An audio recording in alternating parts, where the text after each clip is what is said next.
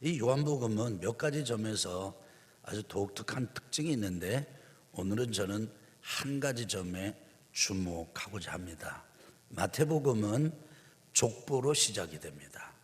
마가복음은 복음 예수 그리스도 아주 단도직입적으로 본론부터 또 시작합니다.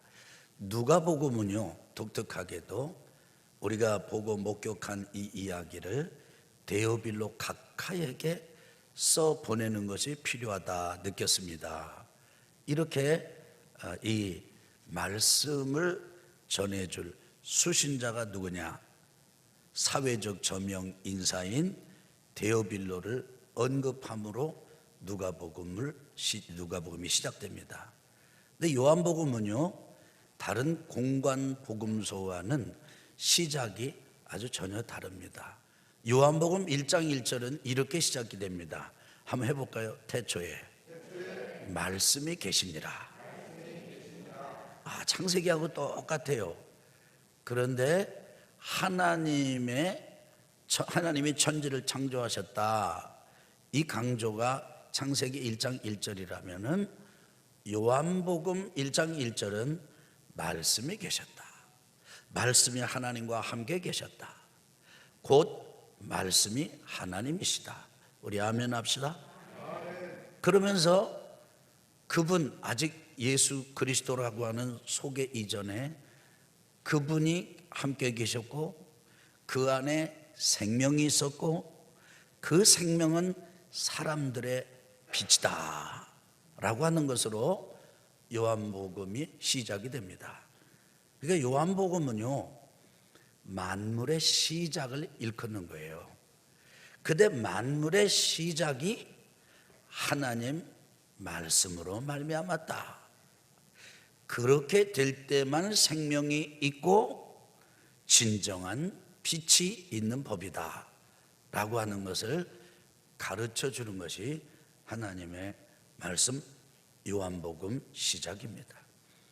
그래서 하나님께서는 이것을 사람들에게 알려주기를 원하세요.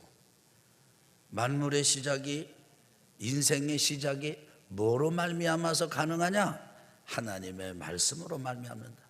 그 하나님의 말씀 안에는 생명이 있고 이 생명은 사람들의 빛이다. 그래서 이 빛을 증거하라고, 이 하나님의 말씀을 증거하라고 하나님께서 요한을 보내셨습니다. 저는 바라기는 이번 요한복음을 묵상하면서 여러분과 저의 인생도 새롭게 시작되기를 예수 그리스도 이름으로 축원합니다. 오늘 말씀은요, 그 요한복음의 시작인 1장 35절부터 42절까지입니다. 오늘 말씀에는요, 두 가지 전도 스토리가 있습니다. 두 가지 그 사람 속에 빛이 들어가는, 생명이 들어가는, 하나님의 말씀이 들어가는 스토리가 나와 있습니다. 오늘 35절입니다. 또 이튿날 요한이 자기 제자 중 두 사람과 함께 섰다가, 어느 날 요한이 두 제자와 함께 이렇게 서 있는데, 그런데 예수님께서 지나가시는 거예요.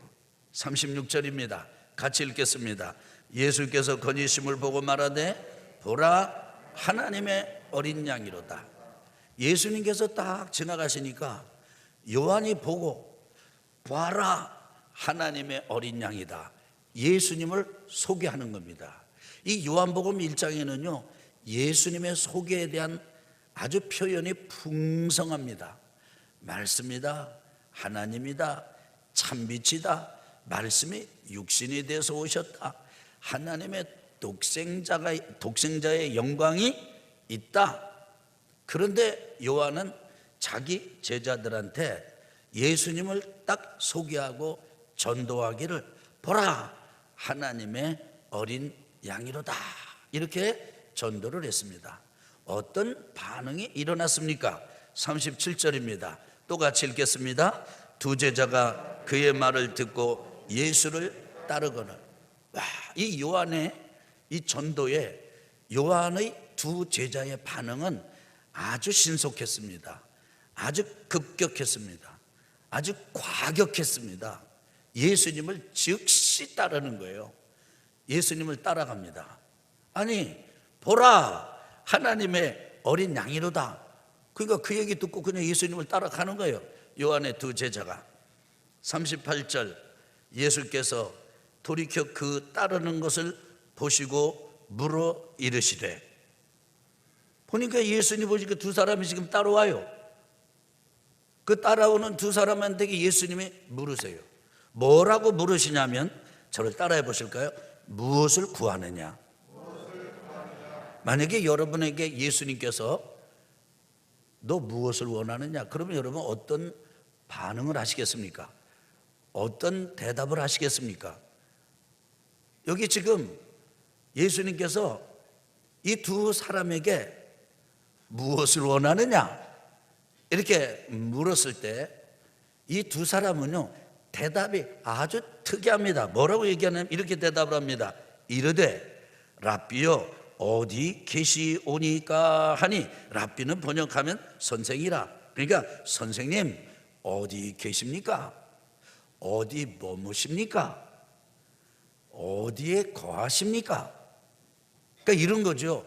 숙소가 어디시죠? 요즘 말로 말하자면 몇 도시죠? 이렇게 물은 거예요. 여기에 어떤 의미가 있는 겁니까? 그걸 어떻게 짧은 시간에 다 대답을 합니까? 주님, 선생님. 여기서 이렇게 서가지고 할 얘기가 아니에요. 여기 잠시 잠깐 할 얘기가 아닙니다. 제가 좀 뵙고 말씀을 드리겠습니다. 어디 지금 거하시는데요? 이렇게 부른 겁니다. 예수님께서 39절에 어떻게 또 대답하시나 보실까요? 같이 읽겠습니다. 예수께서 이르시되 와서 보라. 그러므로 그들이 가서 계신 데를 보고 그날 함께 거하니 때가 10시쯤 되었더라. 예수님께서 그 두 사람한테 그래? Come and see. 와. 그리고 봐. 그러고 자기 숙소로, 자기 거하는 처소로, 거하는 대로 이제 그 두 사람을 불렀습니다. 초청을 했습니다. 이 두 사람이 또 따라갑니다. 그래서 예수님께서 계신 데를 보고 거처를 보고 그날 해볼까요? 그날 함께 거하니. 그날 함께 거했다. 그랬더니 때가 몇 시쯤 되었대요? 10시쯤 되었더라. 여러분, 이 요한복음에 나오는 시간을 우리 시간으로 이렇게 바꾸려면은요 6을 더해야 됩니다. 6을 더해야 돼요. 그러니까 10 더하기 6 그러면 16. 그럼 우리 시간으로 오전이에요? 오후예요? 오후입니다. 몇 시입니까? 4시입니다. 요한이 두 제자와 함께 서 있다가 지나가는 예수님을 보고 보라 하나님의 어린 양이로다 이렇게 전도를 시작한 시간이 언젠지 몇 시인지 몰라요. 안 나와 있어요. 근데 분명한 건 오후 4시까지 시작한 첫 번째 함께 대화를 튼 시간이 언제인지는 모르지만은 왼종일 오후 4시까지 이 두 사람이 예수님과 함께 거한 것입니다. 그래서 그걸 말하기를 그날 함께 거하니 이렇게 표현하는 거예요. 제가 하나님의 말씀을 묵상하는 것을 여러분하고 나눌 때 늘 강조하는 게 있습니다. 매일 강조하는 게 있어요. 한번 해볼까요? 한번 눈 뜨고 눈 뜨시고요. 눈 뜨셔야죠. 한번 따라해 봅시다. 주님과 함께, 말씀과 함께. 이 하나님의 말씀을 묵상하는 건요, 주님과 함께 하는 거예요. 말씀과 함께 하는 거예요. 나는 가끔 좀 안타까울 때가 있는데 말씀 묵상하는 분들이 전부 하나님한테 야단만 맞는가 봐. 전부 막 자기 반응에 대해 반성이 충만하고 이러는데, 여러분 나는 그러면 참 하나님이 굉장히 섭섭해 하실 것 같아요. 하나님이 말씀 묵상할 때마다 야 이제부터 시작이다 반성 뭐 이렇게 하지 않으시거든요. 하나님은요 우리 아버지 우리 어머니하고 똑같아요. 부모님은요 자녀들하고 시간을 보낼 때 너무 즐거워요. 부모들의 기쁨은 자녀들하고 시간을 함께 하는 거예요. 여러분 표정 보니까 아니신 것 같은데, 하나님은요, 우리가 하나님과 함께 말씀을 붙들고 있으면 하나님은 너무 좋아하세요. 너무 해피하셔요. 그래서 진짜 사랑하는 아들이라고 부르시고 사랑하는 딸이라고 부르세요. 아마 난 그러리라고 봐요. 저기 하나님 아버지, 전혀 이걸 잘 못해가지고요. 못해도 괜찮다. 나랑 같이 있자니. 너 왜 자꾸 너 못한다고만 그래? 저는요, 눈이 조그마가지고요. 왜 그거 내가 너를 그렇게 만들었는데 너 자꾸 눈 조그맣다고 그러냐? 저 키가 작아가지고요. 내가 너를 그렇게 만들었는데 왜 네가 그렇게 책임을 지냐? 나는 너하고 있는 게 나는 너무 좋아. 난 그러실 것 같아. 난 나하고는 그렇게 하셔요. 또 가끔가다 말씀 묵상하시는 분들 보면 자아 비판이 너무 강해. 하나님은 참 많이 마음이 아프실 것 같아. 그러지 않아도 되는데 나는 너하고 같이 있는 게 너무 행복한데 말이에요. 요한의 두 제자가요, 그날 함께, 누구와 함께요? 주님과 함께 거했는데 마치는 시간이 오후 4시였어요. 그 다음에 어떤 일이 일어나는가를 보십시오. 40절입니다. 요한의 말을 듣고 예수를 따르는 두 사람 중에 하나는 시몬 베드로의 형제 안드레라. 여러분이가 요한의 전도를 받고 두 제자가 예수님을 따라서 예수님과 함께 거했는데 오후 4시까지 거했는데 그 두 사람의 이름이 다 나와 있지는 않아요. 한 사람은 안 나와 있고 한 사람은 이름이 나와 있는데 안드레입니다. 안드레는 누구냐면 베드로하고 형제지간이에요. 근데 이 안드레가 이렇게 진짜 주님과 함께 왼종일 한나절 오후 4시까지 시간을 보낸 겁니다. 보내고 나가지고는 41절 이렇게 합니다. 같이 읽을까요? 그가 먼저 자기의 형제 시몬을 찾아 말하되 우리가 메시아를 만났다 하고, 메시아는 번역하면 그리스도라. 안드레가요, 주님과 함께하는 시간을 오후 4시까지 가지고 난 다음에 제일 먼저 찾아간 사람이 형제입니다. 육친의 형제예요. 그리고 베드로였습니다. 베드로에게 가서 안드레가 이렇게 말합니다. 우리가 메시아를 만났다. 메시아를 번역하면 뭐래요? 그리스도래요. 그리스도를 만났다. 근데 그리스도를 또 번역하면 뭐예요? 저를 보세요. 그리스도를 번역하면 뭐예요? 건져주는 자라는 뜻입니다. 우리 인생, 우리의 삶, 우리를 어둠에서 건져주시고, 저주에서 건져주시고, 죽음에서 건져주시고, 사탄 마귀에게서 건져주시는 메시아 그리스도 구원자를 만났다. 가서 이야기를 하는 거예요. 어떻게 하고 난 다음에 주님과 함께 한나절을 보내고 났더니, 여러분, 이 안드레가 요한의 전도를 받고 보라 하나님의 어린 양이로다 소리를 듣고 주님을 따라가서 거했을 때 머리만 이렇게 굴린 게 아니에요. 머리만 쓴 게 아니에요. 예수님의 냄새도 맡고 예수님의 표정도 보고 예수님이 하시는 말씀을 듣기도 하고 또 예수님이 하신 말씀하고 질문하고 대답도 서로 주고받고 이런 거 했다고요. 뭐 이러지 않았을까요? 어디서 왔노? 안드레가 이렇게 말하지 않았겠어요? 저는요, 직업은 어부고요, 저는 스승이 요한입니다. 그래도 어떻게 왔나? 요한 우리 스승이요, 선생님이 이렇게 거니시는 걸 보고 보라고 말해야 돼요. 그러더니 하나님의 어린 양이라고 말하지 뭡니까? 그래서 제가 이렇게 찾아 따라 나선 겁니다. 이런 대화를 나누면서 한나절 시간을 보내고 난 다음에 그저 선생인 줄 알았던, 랍비 중에 하나인 줄 알았던 예수 그리스도 그분이 아니로구나, 메시아구나, 그리스도로구나, 나를 건져주시는 분이로구나.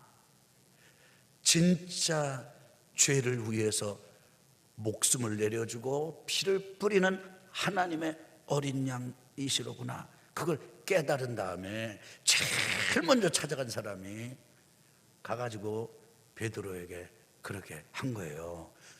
안드레는 누가 전도했어요? 요한이 전도했어요. 그럼 베드로는 누가 전도했어요? 안드레가 전도했어요. 여러분 여길 보세요. 하나님이 요한을 보냈어요. 요한이 예수님에 대해서 전했어요. 예수님은 하나님이시고 말씀이시고 빛이신데 진짜 빛이에요. 진짜 생명이에요. 말씀이 육신이 돼서 오신 분이에요.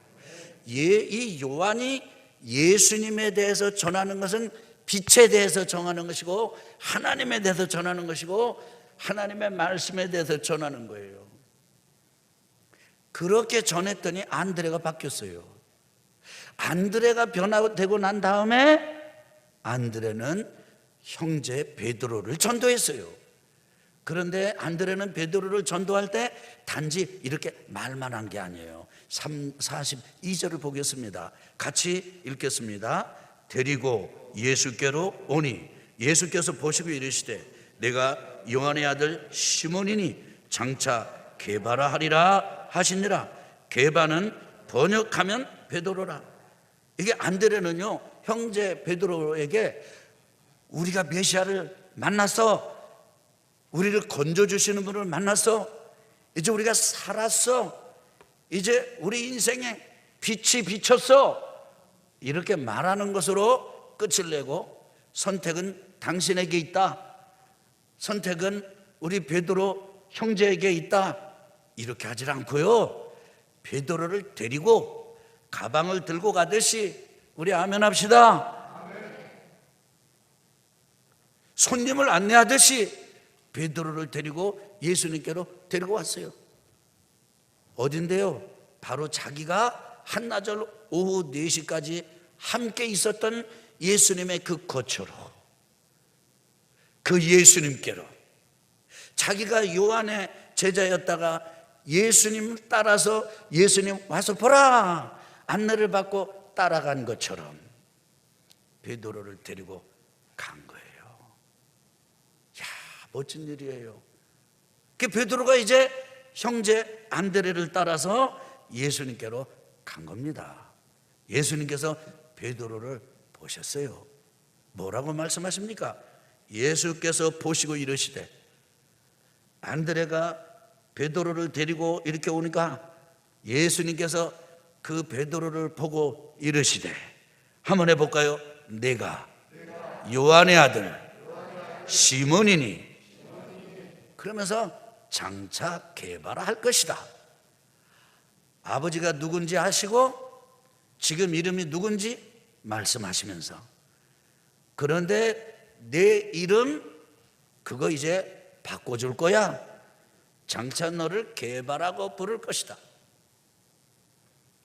게바는 반역하니까 뭐라? 베드로다, 반석이다. 그래서 반석이 되고 베드로가 된 거예요. 베드로의 이름을 누가 줘주셨어요? 예수님이 줘주셨어요. 요한이 전도했을 때 안드레가 주님을 알고, 안드레가 베드로를 전도해서 데리고 갔을 때 베드로가 예수님으로부터 은혜를 받았는데 이름을 바꿔주셨어요. 너는 이제부터 시몬이 아니다, 이제부터 너는 게바다, 베드로다, 반석이다. 성경에 보면은 이름 바뀐 사람들이 많아요. 아브라함이 아브라함이 됐습니다. 하나님께서 이름을 바꿔주시는 거요, 운명을 바꿔주시는 거예요. 우리 아멘 합시다. 아멘 합시다. 저주를 끊어주시고, 할렐루야. 저주를 끊어주시고. 요즘 제가 전도할 때 쓰는 말 중에 사주 팔자 바꿔주신다고, 운명을 바꿔주신다고, 인생을 송두리째 바꿔주신다. 이제 너는 시몬은 끝이고 너는 이제 베드로의 삶의 시작이다.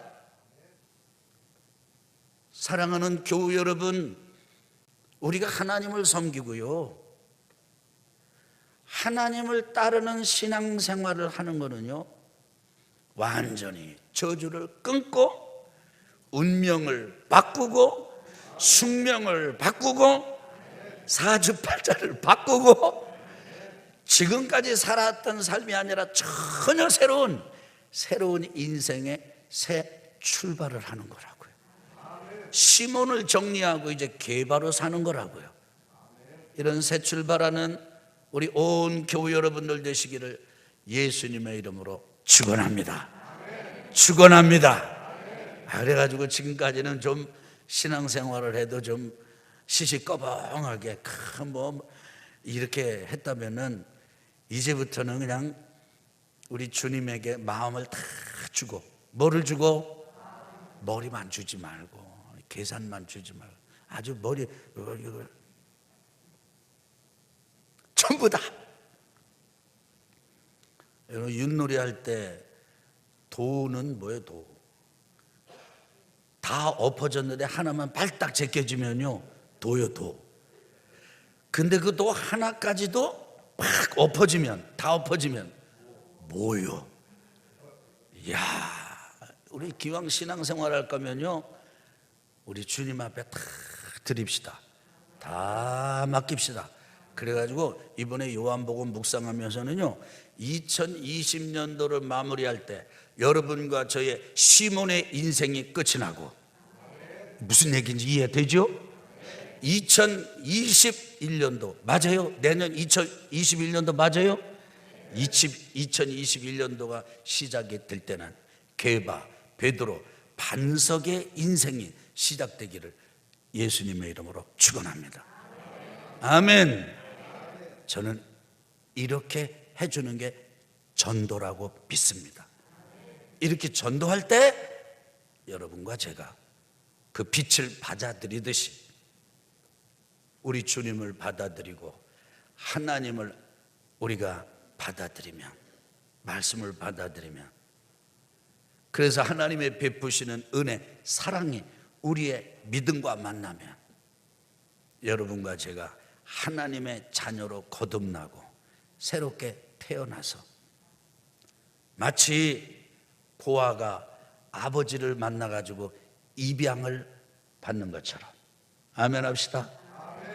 마치 돌감람나무가 참감람나무에 접붙여가지고 참감람나무가 되는 것처럼 깨지고 부서지고 돌고 그냥 온갖 어둠에 휩싸였던 인생일지라도 딱 뒤집어져서 하나님의 아들로 새로운 삶을 살게 될 줄로 믿습니다.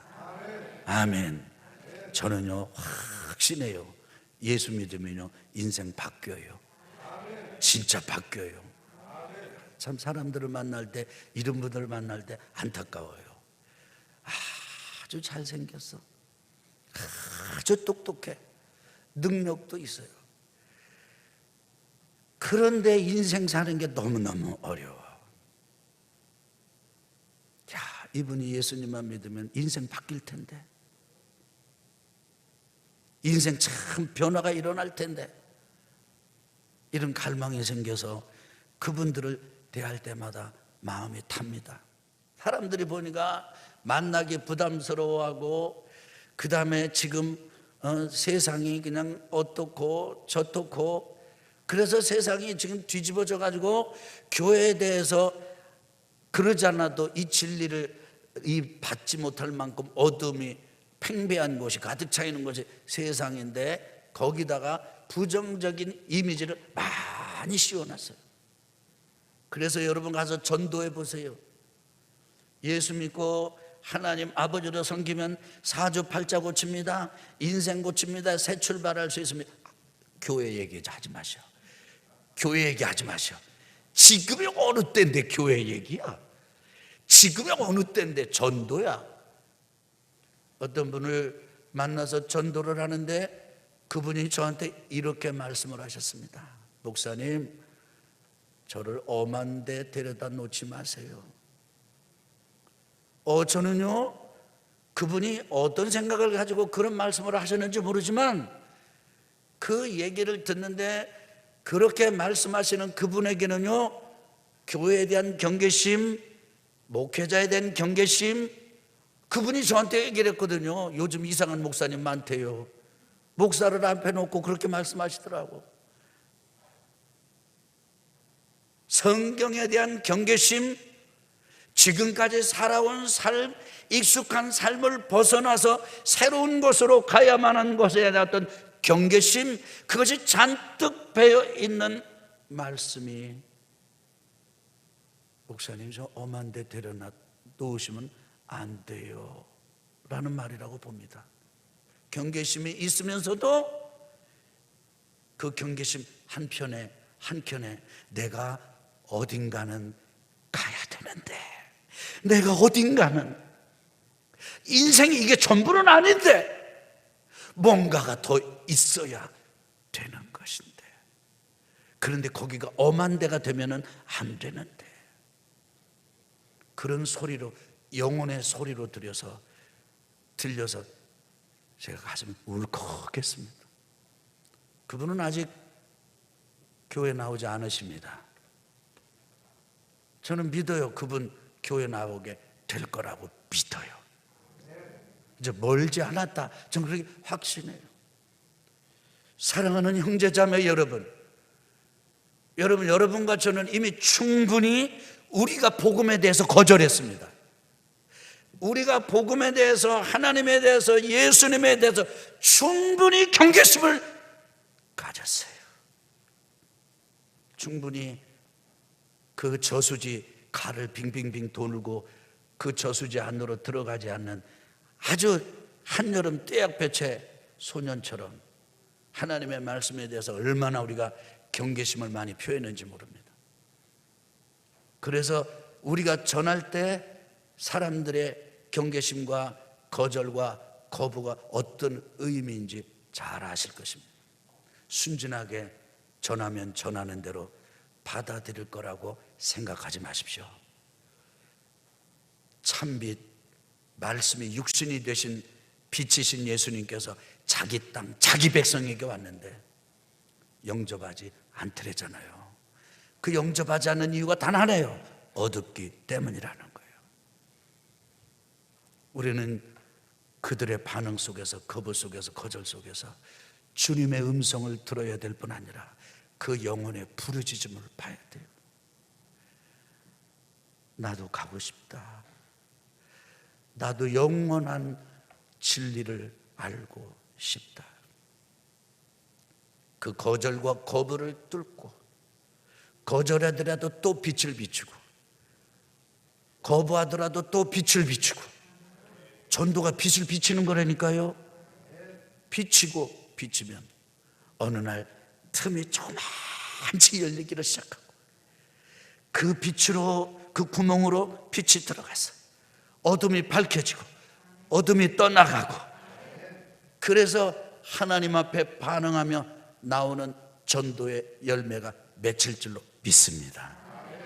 요한복음을 묵상하면서 우리가 새 출발하고 다른 영혼들이 새 출발할 수 있도록 돕는 일에 멋지게 승리하는 여러분과 제가 되기를 예수님의 이름으로 축원합니다. 아멘.